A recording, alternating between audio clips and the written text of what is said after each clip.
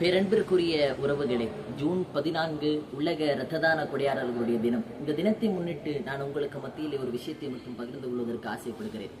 இந்த உலகத்தில் நாம் வாழ்கின்ற வாழ்க்கை வெறும் ஒரே ஒரு வாழ்க்கை தான். அந்த ஒரு வாழ்க்கையை தன்னலமாக சுயநலமாக நாம் வாழ்ந்து விடாமல் பொதுநலமாக பிறர் நலன் கருதி நாம் வாழ வேண்டும்.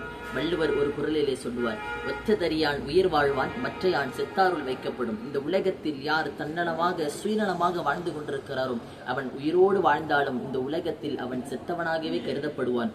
யார் தன்னலம் கருதாமல் பிறர் நலம் கருதி வாழ்கின்றாரோ அவர் இந்த உலகத்தில் என்றென்றும் நம்மை விட்டு மறைந்தாலும் அவன் உயிர் வாழ்பவனாகவே கருதப்படுவான் என்று வள்ளுவர் சொல்லுகிறார். அன்பானவர்களே, நம்முடைய வாழ்க்கையில் ஒரு முறையாவது நாம் இரத்த தானம் செய்ய வேண்டும்.